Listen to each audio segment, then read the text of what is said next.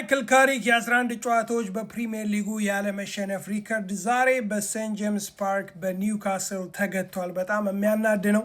በሴንት ጄምስ ፓርክ እንዲሁም ደግሞ በኒውካስል መሸነፍ ብርቃችን አይደለም። ነገር ግን አርሰናልን፣ ሲቲን ያሸነፈ ዛሬ በ10 ተጫዋች የሚጫወተው ኒውካስልን ተበልጠ ሰከንድ ሃፍ ላይ ተበልጠ መሸነፍ በጣም ነው የሚያናደው። ለዚህም ትልቁን ኃላፊነት ተጫዋቾቹ እንዲሁም ደግሞ ራሱ ማይክል ካሪክ መውሰድ አለበት ብዬ አስባለሁ።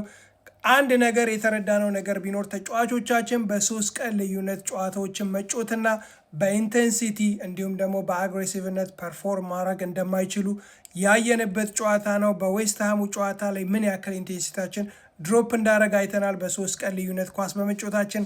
ዛሬም በ4 ቀን ልዩነት አይ ቲንክ ውድ ነው የተጫወት ነው።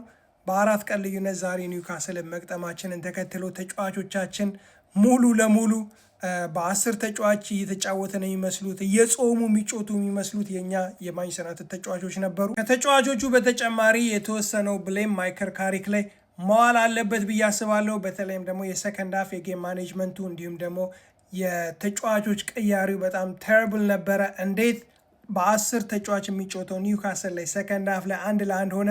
ኡጋርቴና ዲያጎ ዳሎትን ቀይረ ታስገባለ ጎል ለማስቆጠር። የሃንሰቡን ምንም አልወደድኩለትም። እዚህ ጨዋታ ላይ የካሰሜሮን ኮት መጠቀም ካለብን መጠቀም ያለብን ተጫዋች ማላሲያ ነው። ሊቭ ዘ ፉትቦል ቢፎር ፉትቦል ሊቭዝ ዩ። የሱሌን ኳስ እንዴት እንደሚከላከል እዩልኝ። ይህ ኢንሲደንት ማርቲኔዝ እና ሞሳላን ነው የሚያስታውሰኝ።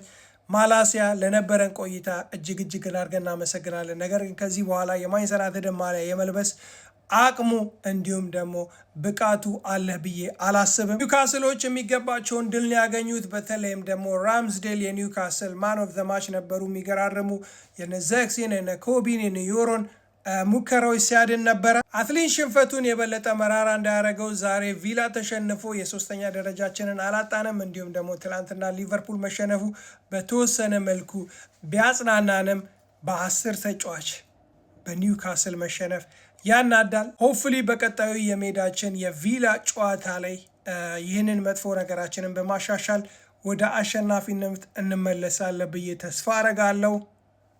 ፒስ